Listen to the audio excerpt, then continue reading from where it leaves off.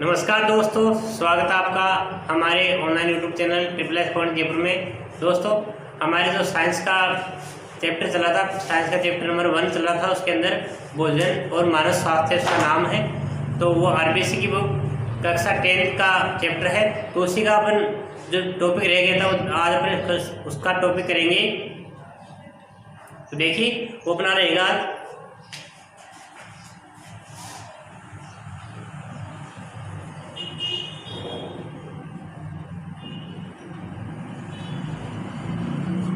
मानव स्वास्थ्य। मानव स्वास्थ्य में कौन कौन सी चीजें आती है और क्या क्या जरूरी है। तो देखिए इसमें आपके जो टॉपिक है वो है जल। वाटर की बात करेंगे अपन।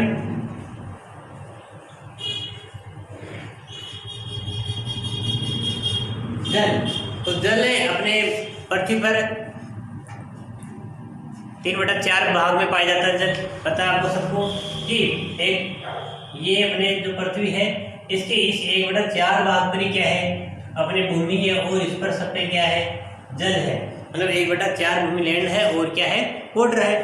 तो अपने को जो पीने योग्य पानी है वो बहुत ही कम है, लेकिन पीने योग्य पानी क्या 1% अपने लगभग पीने योग्य पानी है। तो हमें जो पीने योग्य पानी वो कहाँ से प्राप्त होता है, वो वर्षा से प्राप्त होता है, और नदियों से, तालाबों से, कुओं से, इनसे हमें क्या प्राप्त होता है, पीने योग्य जल प्राप्त होता है। तो देखिए अपन ये जल हमारे शरीर के लिए किस तरह से उपयोगी है और कौन सा जल हमें पीना चाहिए। ठीक है, तो जल में क्या क्या गुण होने चाहिए, मतलब वो देखो कि पीने योग्य जल में आपके क्या क्या गुण होने चाहिए।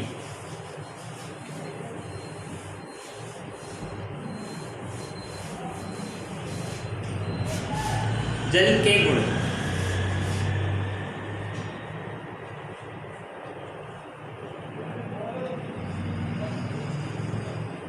तो जल में कौन से गुण होने चाहिए।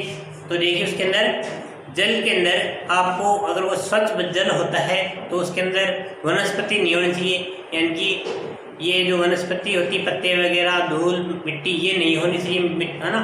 और एक जल के अंदर उसका पीएच की जो वैल्यू होती है, पीएच का मान उसका संतुलित होना चाहिए, यानी कि ना तो पीएच ज़्यादा हो, 7 से कम हो, और ना ही 7 से ज़्यादा हो।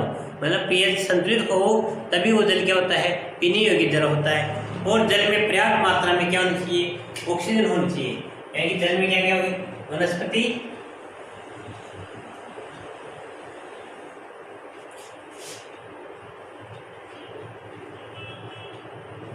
नहीं होनी चाहिए। ठीक है, और पीएच का मान संतुलित होना चाहिए। और तीसरी बात करें अपन, इसके अंदर ऑक्सीजन की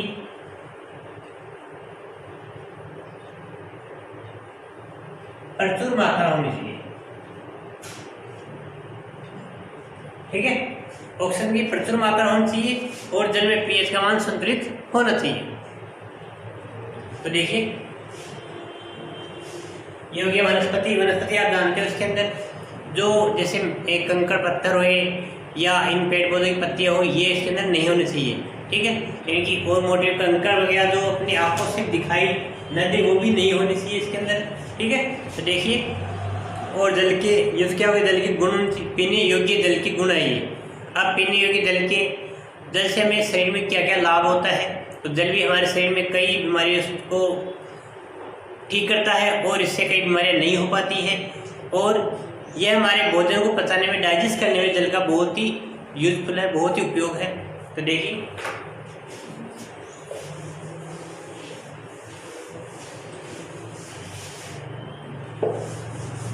जल के लाभ,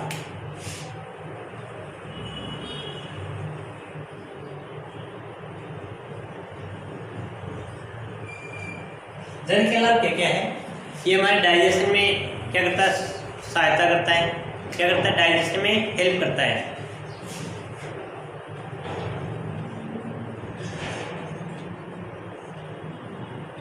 भोजन के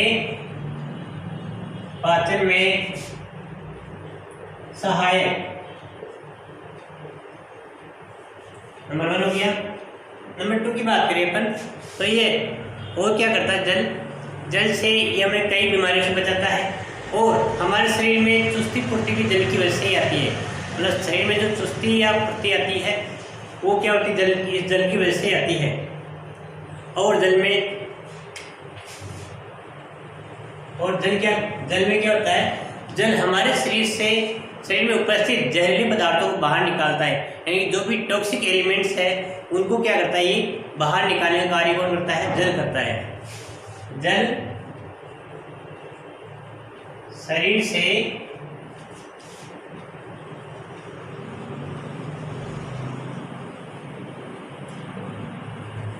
जहरीले पदार्थ बाहर निकालता है।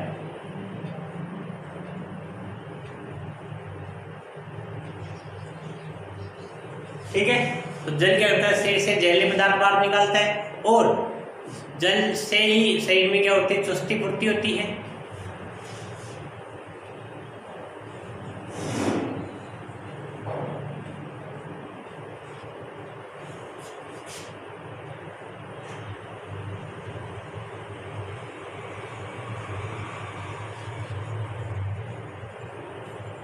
ठीक है, चुस्ती और फुर्ती क्या होती है, बनी रहती है जल से शरीर में। और जल कहाँ मतलब अपने जल एक जो चर्बी होती है, तो चर्बी को क्या करता है, खत्म करता है। क्या करता है, चर्बी को खत्म करता है। चर्बी को खत्म करता है।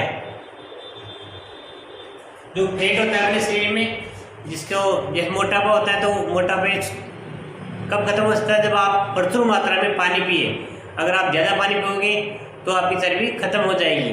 ठीक है, उससे कई टॉक्सिक एलिमेंट्स हैं वो शरीर से बाहर निकल जाएंगे और आपकी चर्बी धीरे धीरे खत्म हो जाएगी। और ये कोई एलर्जी होती है शरीर के अंदर, तो उस एलर्जी को क्या करता है, जल कम करता है। यानी शरीर में कोई भी एलर्जी हो, उस एलर्जी को भी जल क्या करता है, खत्म करता है। और जल क्या करता है, हमें कई बीमारियों से बचाता है, शरीर की कई बीमारियों से बचाता है। जैसे फेफड़ों में संक्रमण को क्या करता है, जल खत्म करता है।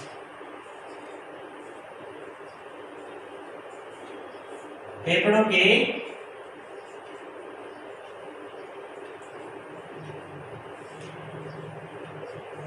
संक्रमण को बचाता है।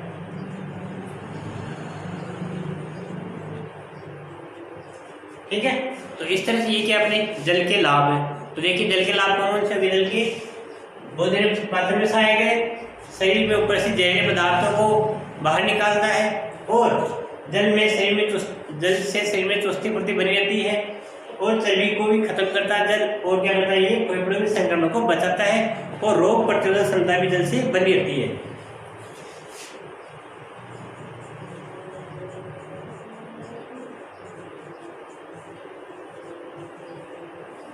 रोग प्रतिरोधक क्षमता बनी रहती है, क्षमता को बढ़ाता है।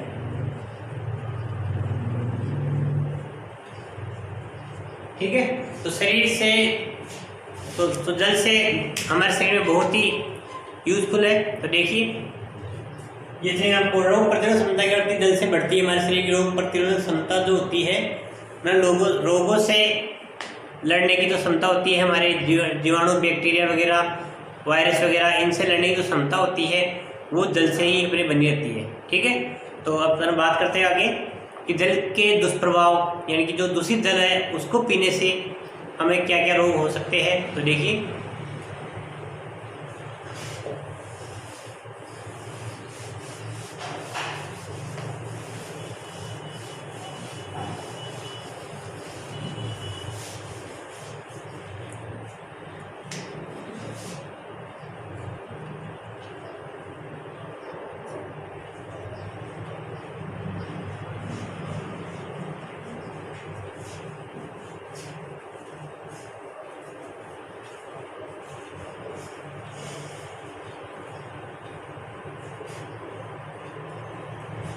ठीक है, तो देखिए दूषित जल से कौन सी अपने को हानियाँ हो सकती है।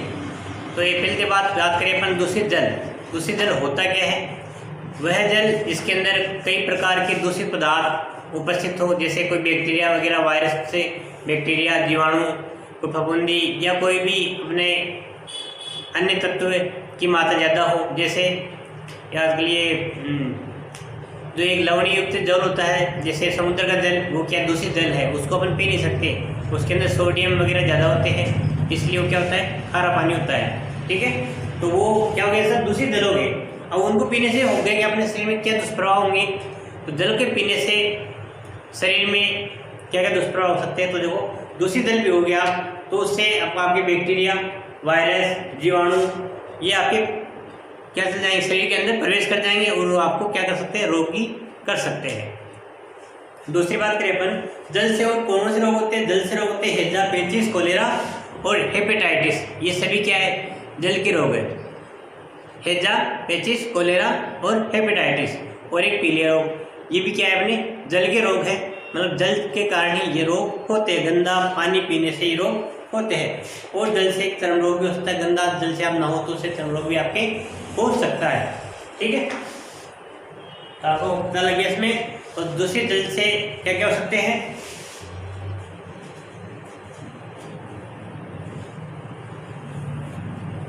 वायरस,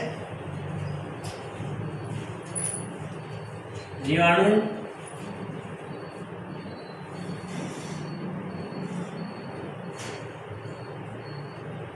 कर्मी,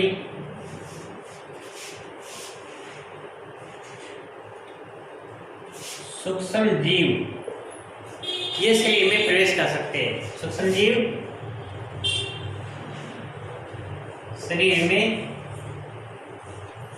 प्रवेश कर जाते हैं। ठीक है, तो आप इस पर लिखोगे दूषित जल से क्या हानि होती है, तो ये क्या होती है, वायरस, जीवाणु, कृमि, सूक्ष्म जीव शरीर में प्रवेश कर जाते हैं और इससे हमें रोगी कर सकते हैं, है ना। और शरीर देखो इसमें दूषित जल से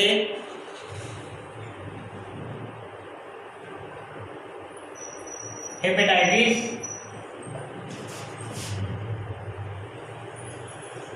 कोलेरा, पीलिया, ठीक है, हेपेटाइटिस, कोलेरा, पीलिया ये रोग आपके हो सकते हैं। और इससे कौन से रोग हो सकते हैं, तो देखिए इसमें हेपेटाइटिस, कोलेरा, पीलिया और टाइफाइड।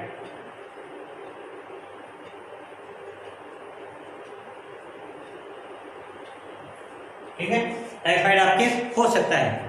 तो देखो, तो ये और एक और रोग होता है, वो नारू रोग। नारू रोग भी आपके हो सकता है। तो नारू रोग जो होता है वो भी दूषित जल के कारण ही होता है।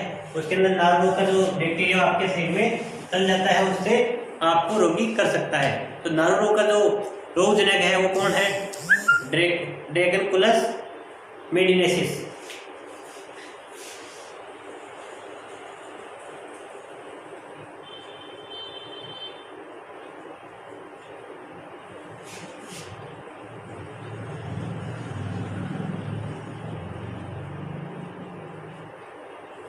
ठीक है, ये क्या है, नारू रोग का वाहक है, यानी कि नारू रोग को फैलाने वाला जीवाणु है।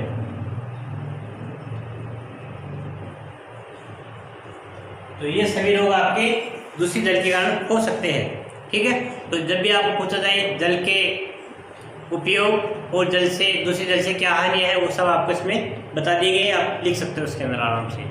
ठीक है, तब जब आप बात करेंगे अपन कुछ रोगों की कि अपन को कौन कौन से शरीर में कौन कौन से रोग होते हैं, तो उन रोगों की बात करते हैं अपन।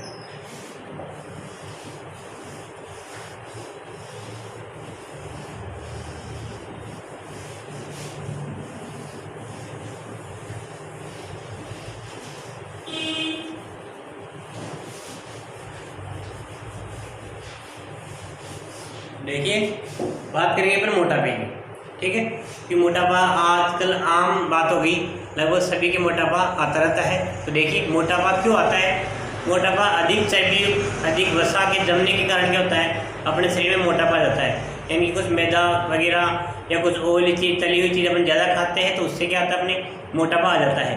और मोटापा किस कारण से आ सकता है, यदि अपन कोई ज़्यादा चीज़ खा रहे हैं और अपन उससे व्यायाम नहीं कर रहे हैं, योगासन नहीं कर रहे हैं, कोई मेहनत का काम नहीं कर रहे हो, तो आपको क्या सकता है, मोटापा आ सकता है।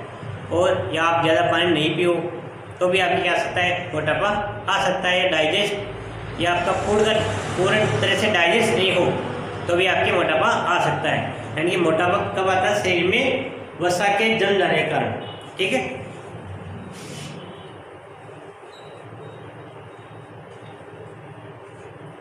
मोटापा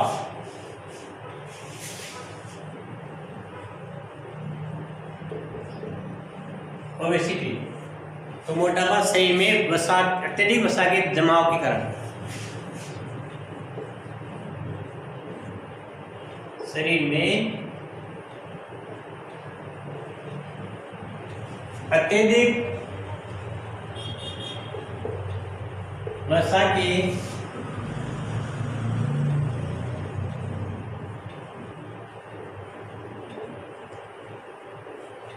जमाव के कारण क्या होता है? मोटापा होता है।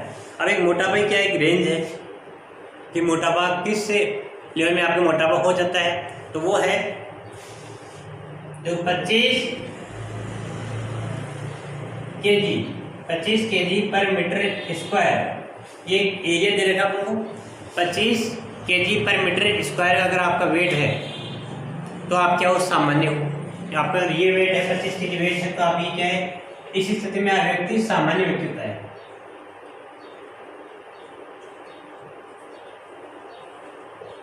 ये क्या है? मोटापे नापने की एक इकाई है, देखिए। और अगर 30 kg पर मीटर स्क्वायर हो या इससे अधिक हो तो आप क्या सकते हो? मोटापा। तो ये क्या है? मोटापा के लक्षण है। यानी कि आपका एक अनुपात लिया जाता है, एक एरिया होता है, शरीर का एक एरिया लिया जाता है कि 1 मीटर वर्ग स्क्वायर पर आपका जो वेट है वो 25 kg होना चाहिए, तभी आप क्या हो? सामान्य हो। नहीं, इससे ज़्यादा होता है तो आपका मोटापा हो जाता है। यानी कि लंबाई के अकॉर्डिंग या क्षेत्रफल के अकॉर्डिंग आपका वजन ज़्यादा नहीं होना चाहिए। ठीक है, तो देखो मोटापे से अपने हानि भी है, कई प्रकार के रोग होते हैं मोटापे से।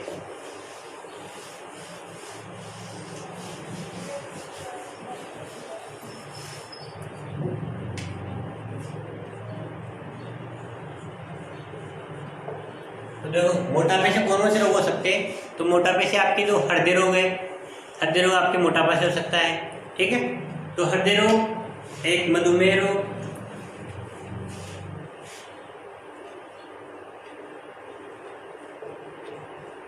हृदय रोग,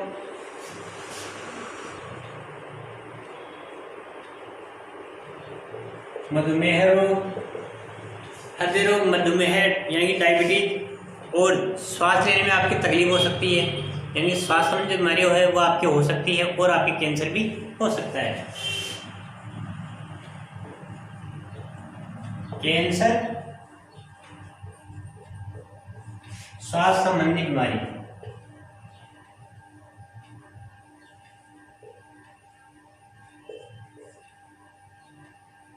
ठीक है, श्वास संबंधी बीमारी,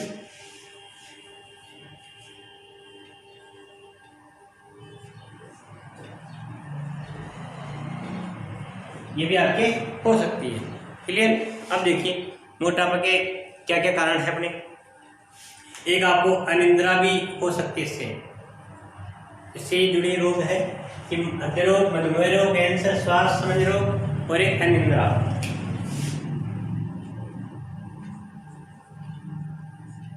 अनिद्रा रोग भी आपके मोटापे से हो सकता है।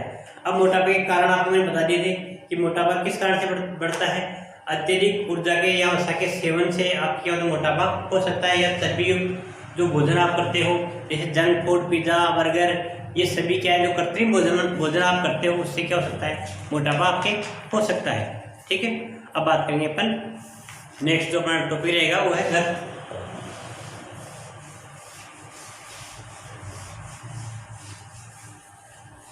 ब्लड प्रेशर, रक्तचाप, ब्लड प्रेशर।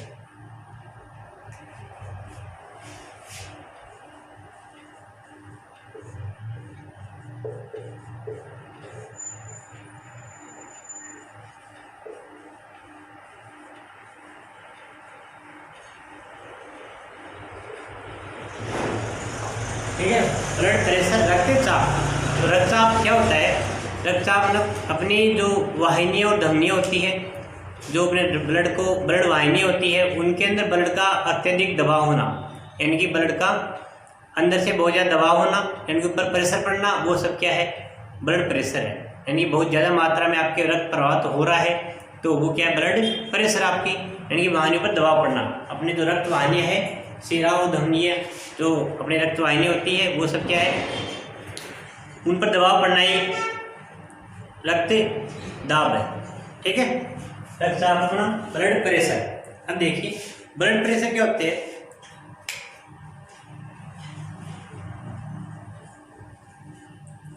120/80, यानी अपन जो सिस्मोग्राफ से जो अपना ब्लड प्रेशर जो नापते हैं ना, उसमें क्या होना चाहिए, 120 से 80 होना चाहिए। यानी डायस्टोल और सिस्टोल, दो होती है, डायस्टोल और सिस्टोल। डायस्टोल क्या है, जो सिस्टोल है जो अपने हृदय जब सिकुड़ता है उसको सिस्टोल बोलते हैं। हृदय जब सिकुड़ता है, सिकुड़ने के बाद उसमें से जो ब्लड बाहर निकलता है, यानी कि वाहिनी तक जो ब्लड जाता है, वो रेट क्या होना चाहिए, 120 ml अपने पास होना चाहिए उसके अंदर। ठीक है, और जब एक डायस्टोल होता है तो डायस्टोल में क्या होता है, डायस्टोल में जब हृदय फैलता है उसको बोलते हैं डायस्टोल प्रक्रिया, और जब सिकुड़ता है उसको सिस्टोल बोलते हैं, और जब हृदय फैलता है तो उसको डायस्टोल बोलते हैं। तो उन दोनों में क्या होना चाहिए, 120 और 80 अपने क्या होना चाहिए, रक्त का दाब होना चाहिए। ठीक है, तो वो क्या है, अपने मेजरमेंट है इसका। तो रक्त वाहिनी अपन किस नाम से,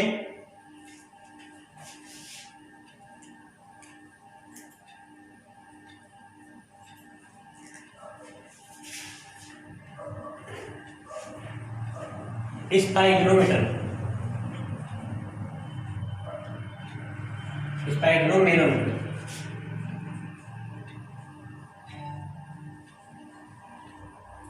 ये क्या है, ब्लड प्रेशर मापने का क्या यंत्र है। ठीक है, स्पाइरोमीटर क्या है, ब्लड प्रेशर को मापने का ये यंत्र है। इस यंत्र के द्वारा आप क्या नापते हो, ब्लड प्रेशर नापते हो। तो आपने देखिए इस तरह से होती है। ठीक है, ये क्या है, डॉक्टर के पास के ब्लड के प्रेशर को मेजर करने के लिए। अब देखिए ब्लड प्रेशर से आपके ब्लड प्रेशर दो प्रकार के होते हैं, एक तो उच्च ब्लड प्रेशर और एक निम्न ब्लड प्रेशर।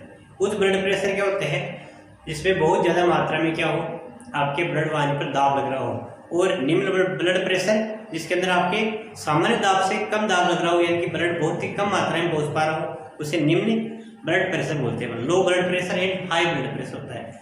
अब जो निम्न ब्लड प्रेशर है उसमें होता क्या है, उसमें जो अपने ब्लड है उसका प्रभाव बहुत ही कम होता है, और मस्तिष्क में, हृदय में तथा गुर्दे में रक्त का प्रभाव धीरे जैसे मस्तिष्क में भी क्या होता है, उससे ब्लड पहुंच नहीं पाता है। ठीक है, और जो उच्च रक्तचाप होता है उसके अंदर ब्लड बहुत ज़्यादा मात्रा में आपके जो हृदय से है वो पंप करता है। ठीक है, तो उसे बोलेंगे उच्च रक्तचाप।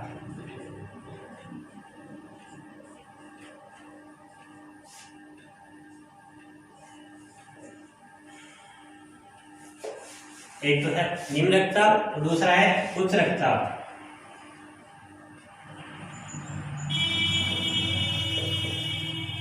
ठीक है, उच्च रक्तचाप और ये है निम्न रक्तचाप। यानी कि धमनियों में अधिक दाब के कारण क्या होता है, उच्च रक्तचाप, और निम्न दाब के कारण क्या होता है, निम्न रक्तदाब। तो इससे देखो ये उच्च रक्तदाब होता किससे है, ये होता है ईर्ष्या से, चिंता से, और अत्यधिक मात्रा में आपके खाना खाने से, भोजन ज़्यादा करने से भी क्या होता है, ये आपके ब्लड प्रेशर हाई हो सकता है। इसलिए आप कम खाना खाइए और आप इसमें योगासन या व्यायाम वगैरह कीजिए तो आपके ब्लड प्रेशर नहीं होगा। और जिसके ब्लड प्रेशर हाई है उसको क्या करना चाहिए, उसको पोटेशियम युक्त भोजन करना चाहिए।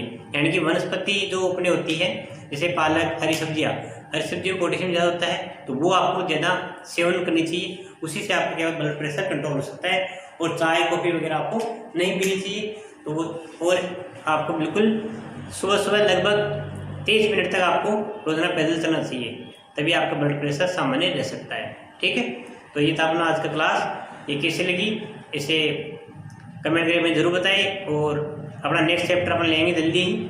ठीक है, जय हिंद, जय भारत।